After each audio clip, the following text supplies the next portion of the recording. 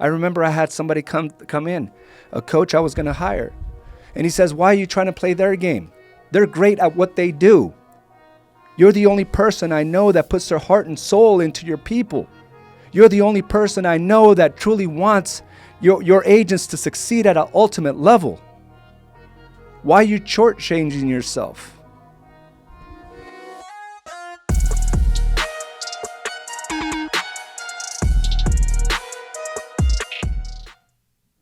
Welcome to another episode of Mindset Mastery. I am your host, AZ Araujo, and I want to thank you for joining me today. Please log in, please check in as you're coming on board. And as a reminder, all these episodes are available on badassagents.com. Please remember to subscribe, rate, and review. Your support is highly needed, and I want to continue to do this on a weekly basis for you to remind you what you're made of, right? I'm not here to try to just inspire and motivate you. I'm just trying to have you go back, look in the mirror, and remind yourself of what you're made of. And whenever we face these large obstacles in our lives, during that time, during that specific moment, we tend to forget. We tend to forget what we've overcome. We tend to forget our past experiences. We tend to forget the courage we've had in the past. And we look at these issues like they're just so big, too big for you to overcome. And again, when we come to this place every Monday, when we come here, it's about, just reminding ourselves that there are going to be obstacles. There are going to be issues, whether it's in our business, in our marriage, with our health, with our family. There's going to be something that's going to knock us off our game. And reminding ourselves what we're made of is so important, is critical to realizing that your life, that the game that you're playing and the path that you're leading is bigger than whatever problem is before you. Now, I want to go ahead and start in today's subject, which is a quote, and it's so it's one of those things where I'm so happy that this quote came up, and it's kind of ironic actually that that today it is raining here in Arizona, and the quote for my week, I started week 4 in my 12-week target book. My week 4, and those of you that are with me understand what this is. But it says, week 4, don't wait until the storm passes. You will sit in regret when the sun rises. Again, don't wait until the storm passes. You will sit in regret when the sun rises. So what I get out of that quote, which was something Carla said a while back, what I get from that quote is, when we hit these disappointments, when the storm hits us, we even get struck by lightning, right? We're afraid of the thunder and it's all dark around us, is realizing that that's just not your path to end. It's not your path just to sit there. It is about overcoming, right? It's continuing to move forward, even though you may be wet, it may be dark, you may be scared. We can't just sit there, because with everything, a season, right? A season will come, a day will come where everything just changes and the sun will rise once again. And it's what you decided to do or not to do during that time that will determine your ultimate fate. And understanding this, that the storm is just a short-term time frame, right? It's just a short experience. It doesn't mean it's always going to be that way. And yet we convince ourselves that it's always going to be this way moving forward. And one of the things that reminded me of this quote this weekend was this fight. There was a UFC fight. I am a big UFC fan. Carla and I have gone to numerous UFC events over the years, and we can't wait, right? We can't wait until we're able to actually visit another here soon. And there's a lot of restrictions, so it's kept us from actually going out and flying to Vegas or New York or Florida. We've been to many places, California, to watch these UFC events. But there was one fight in particular that I almost wrote off in my mind, and whenever there's a major fight, I will pay for the pay-per-view and I will watch it, right? And it's something that it's kind of become a pastime in my family, like with my daughters. I just we sit there and we watch the main events, and it's a good time. And I love that my girls love it as well. Most of the time they're on their phone, but they're there with me, And whenever there's a big fight, they're excited to watch it with me. But there was this one fight in particular with Conor McGregor. And those of you that are not even UFC fans probably have heard of this gentleman, Conor McGregor. He is bigger than life. This guy is just well-spoken, large following, and can back it up. I mean, his actions back it up. He's the real deal. And he went up against this gentleman. His name is Dustin Poirier. And they actually fought back in 2014. And this was during Conor McGregor's rise to dominance, right? Rise to dominance. The UFC put everything behind McGregor. So Dustin Poirier was to be the one that could possibly knock him off his high horse, per se, right? And he was a viable opponent. And during this fight, within 90 seconds, he loses to Conor McGregor. 90 seconds. Okay, so you're training for weeks upon weeks at a time, and within 90 seconds, you lose to the biggest name, to the biggest up-and-comer in the UFC. And one thing that Dustin mentions is that this devastated him. It broke him. It broke him mentally. It broke him physically. He was tough, especially, right? When we're in our own spheres, sometimes we focus on a particular person, right? And then we watch them rise. We watch them overcome. And we're like, I work just as hard. Why is this person moving at a much faster pace than we are? So just imagine from Dustin Poirier's side, right, where he loses, but he loses bad within 90 seconds. And then he watches his opponent, his nemesis, this guy that he prepared so long to beat, go move up the chain, becomes a world name, right? People all over the world know who this guy is. And here you are, been in this game for many, many years like he was, and not even a fraction of the success that this guy has had. And it can become very devastating, right? Again, losing, but then watching somebody else get absolutely everything that you desired. And in the real estate game, we tend to do this a lot, right? We have people within our sphere. It's a small world. It's a small world, really, when it comes to producing agents here in Maricopa County or wherever you may be at. It's a small, really small world. And when you see one of these people get everything you absolutely want after you've been working your butt off, it's devastating. I don't care who you are. Don't tell me you don't get that sense of jealousy. There is that sense of jealousy. And what I'm trying to say here is that it's okay to have these feelings. It was okay for Dustin to feel this way. Devastated, almost jealous, almost resentful of someone obtaining and getting everything you desire in life. And here he is, lost and broken, right? And again, watching your nemesis go up the food chain. And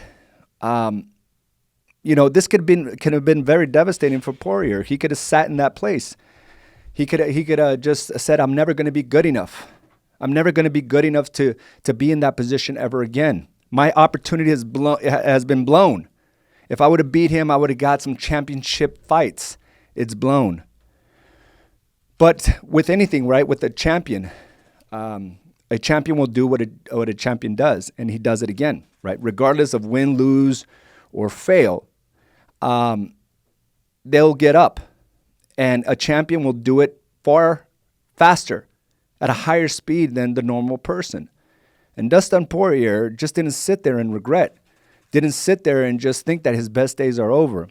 In fact, after that loss, he went on a fighting spree. I mean, he had like 13 fights since then. And he lost a couple, but he gained a lot of lessons during that time frame. And when you lose something, right, you always think that you'll never get that opportunity again. For those of you in the real estate industry, whenever you go to a listing appointment and you lose that listing that you prepared so well for, and someone else gets it, you start thinking, I'm never going to get that opportunity again. But what we fail to see is that there's many lessons behind us losing. There's many lessons behind us failing. And that's one of the things that I saw, and this is just from the outside in, right? This is one of the things that I saw Poirier do. There was one fight in particular that he barely won, and it was against a good contender. His name was Jim Miller. And Jim Miller beat him down. As a matter of fact, after this fight, they both ended up in the hospital. It was a fight. It was a beatdown, and he won by a majority decision. But one of the things that he learned was he was getting chopped down, right? He was getting these leg kicks. He was getting hit by Jim Miller over and over and over again. One, he didn't have it in his repertoire of his offense game, and he didn't know how to guard himself defensively. But he learned something from it. Even though it was a hard fight and he barely won, he got something from it that would serve him many, many fights afterwards, right? And what ended up happening is he had a total of 13 fights over that time frame when he was the most devastated by Conor McGregor. And has he lost before? Yes, he has. But this one was his prime opportunity, right? You have faced many failures, but it seems like the one that makes significant changes are the ones that you most desired, right? Are the things that you most desire. And what he ended up doing is he started fighting all the top guys. He didn't like shy away from not fighting the best of the best. In fact, if you are UFC fans, he fought Justin Gaethje, he's fought Eddie Alvarez twice, Max Holloway, and he ended up winning an interim championship, all right, a belt. But it wasn't really a unanimous belt, right? It was a belt that two fighters had to fight over as an interim, meaning that there was really another champion out there, but he was either hurt or wasn't able to fight. So he won this belt, but it wasn't a real championship belt like McGregor. McGregor had a couple of them under his belt. So even though he got to a point where he won a championship belt, when he had to actually fight the true champion, he ended up losing again and again. And the reality is that can be very devastating again. Because if you compare yourself again to another person, like AKA Conor McGregor, you're like, man, I'm just never going to get there. But he kept going, 13 fights. And he finally gets the opportunity to face Conor McGregor again. One of the things that, he has to give himself credit for, and what we have to give ourselves credit for, is how we bounce back after defeat. How we bounce back and are able to obtain the lessons of life. What he didn't know is that day they ended up in the ambulance when he fought Jim Miller, 3 years after he fought Conor McGregor, he got a lot of lessons. He got lessons that forced him to get better. And those exact skill sets is what helped him dominate the fight this past weekend. Those same skill set that he was almost defeated by, the calf kick, right? Not being able to defend it and not being able to properly use it is the same tactic and approach he used to fight Conor McGregor.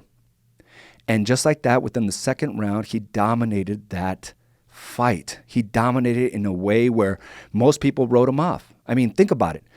Think about the pressures you have to go into knowing that the guy that you're about to fight beat you within 90 seconds the first go-around. But what Gaethje did is he kept going. He had 62% more fights than Conor McGregor during the same time frame. He had more ability to grow within that time frame and get more lessons. You see, when people are at the top, it doesn't necessarily mean they'll stay at top. It doesn't mean that there's always going to be that way. If you get defeated, it doesn't always mean that you're going to stay defeated.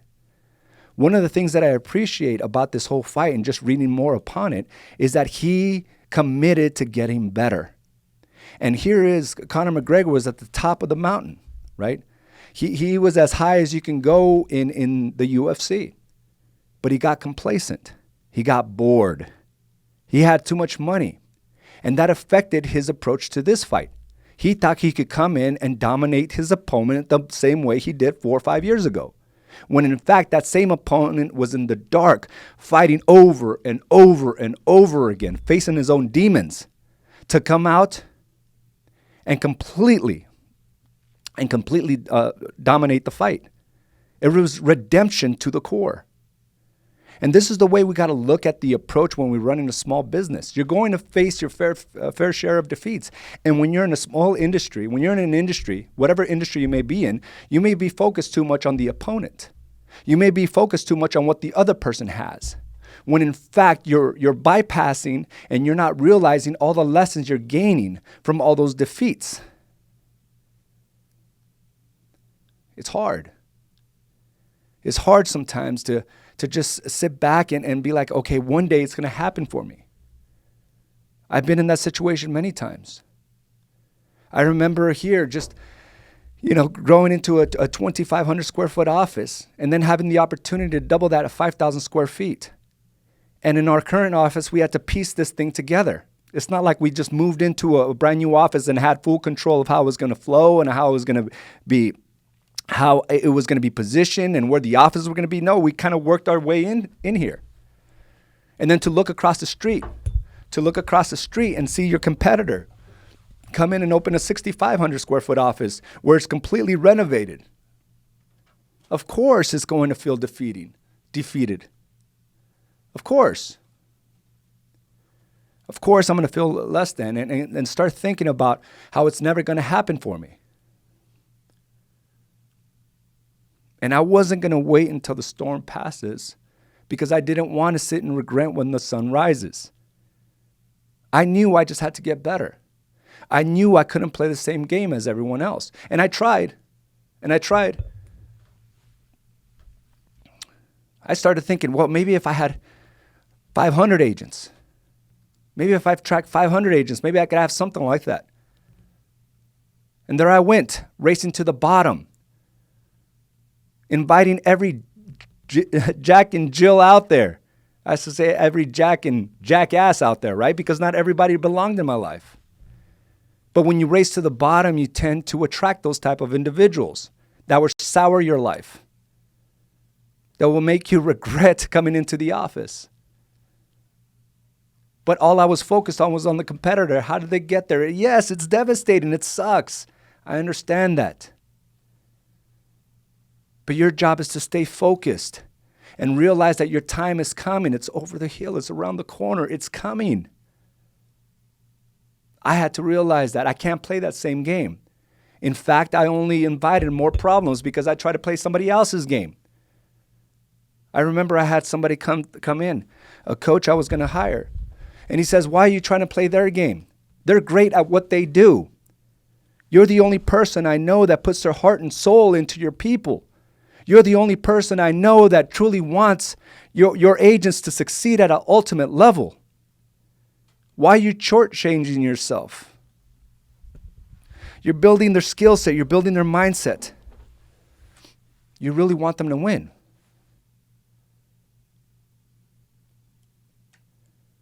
And I had to realize that that's not my game. I had to realize that my time will come. And it seems like as you're growing your business, you start getting this traction. It starts feeling really good. You're starting to see momentum come. And then all of a sudden, your legs are taken from beneath you. You're crawling. It hurts.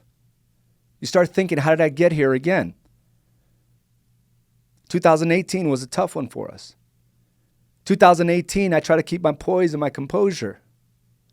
But there was a series of events that just kept coming my way, and it was hard. But I had to muster up the courage to show up each and every day, not to succumb to the pressures that come with competition.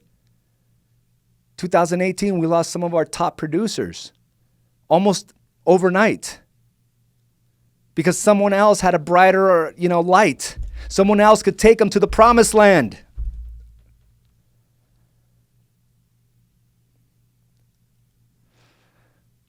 But I realized I know what I'm made of.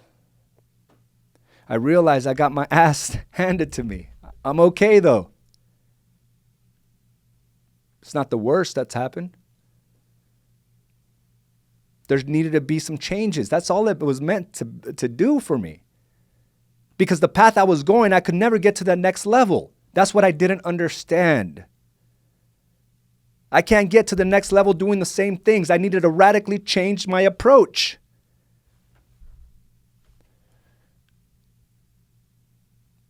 I had to let go of our coach, one of our lead coaches. And with that, went to a lot of top producers. I had to re-involve myself in places where I kind of created some distance. But it was much needed. I had to force myself to put more processes and systems in place. That was needed. So I got my legs chopped off for that reason. I needed to take a different approach. Just like Poirier. And I got to tell you something.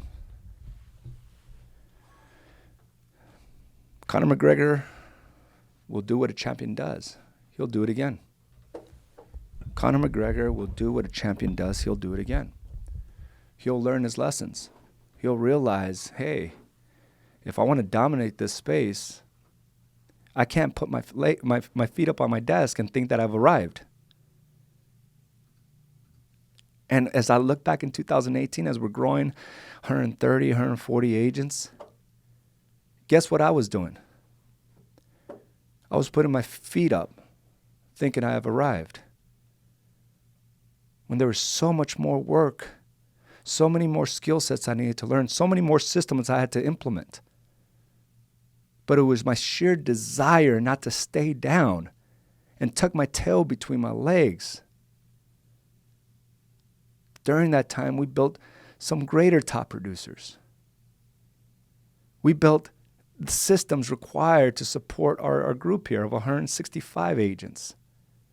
And it got to a point where we were well below 100 in 2018. I remember somebody asking me, hey, I haven't seen many people join lately. In fact, I've seen a lot of people leave. Right? Being questioned, it sucks during that time as well. It's unfortunate. But it only made me want it even more and realize I don't have the skill sets. I don't have the capacity to keep 140 agents. I need to build that. And now our company is leading our market, and every top producer was built here within our organization. We don't go out poaching top producers. We build them. You build them. This environment molds them.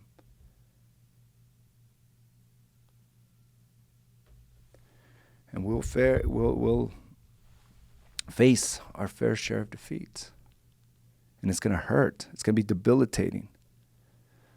But you just can't sit on your hands and wait until the storm passes.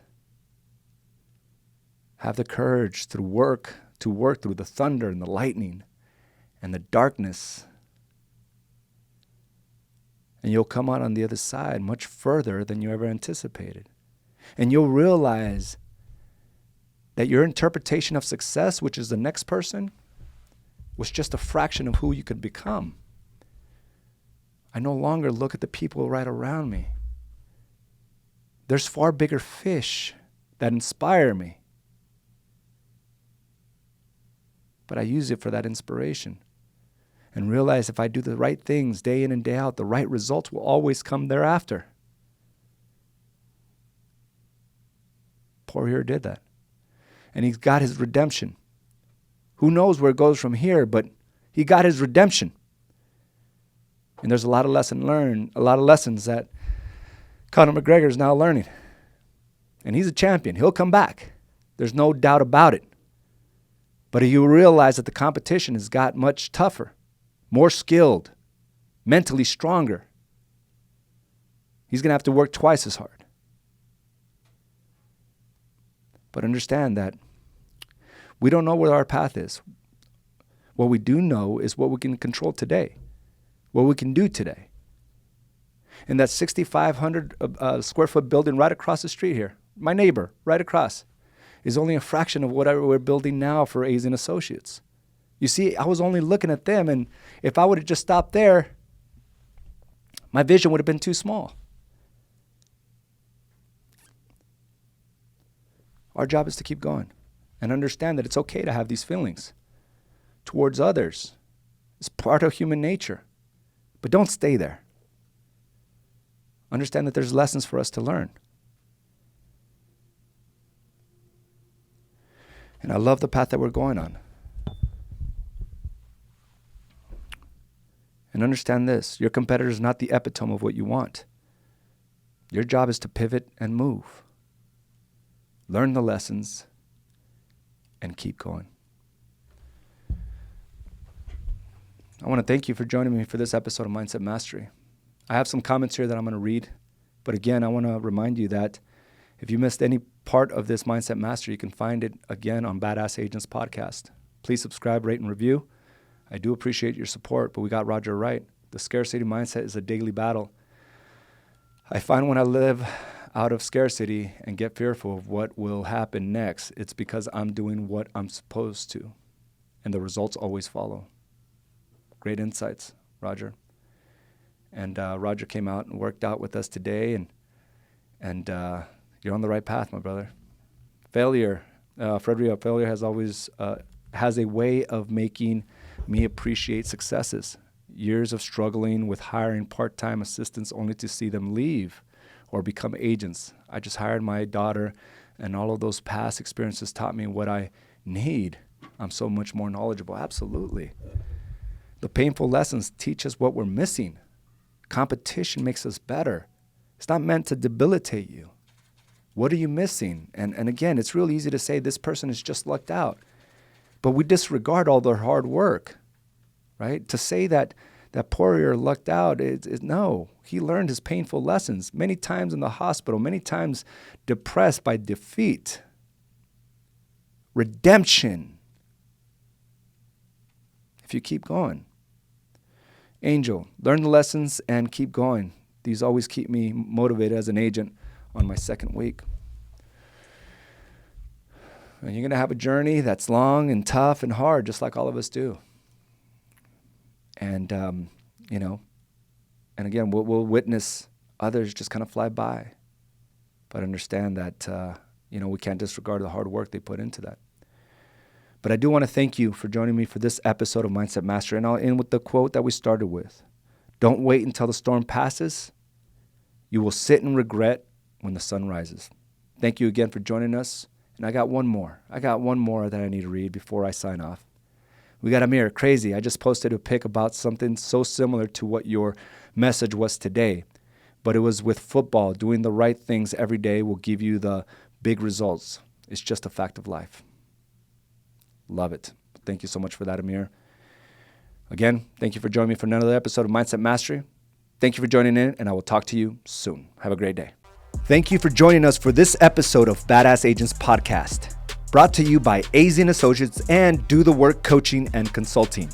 You can watch this and other episodes by subscribing to our channel on YouTube or by visiting us directly at badassagents.com. And of course, you can listen to this episode and many others on your preferred podcast provider.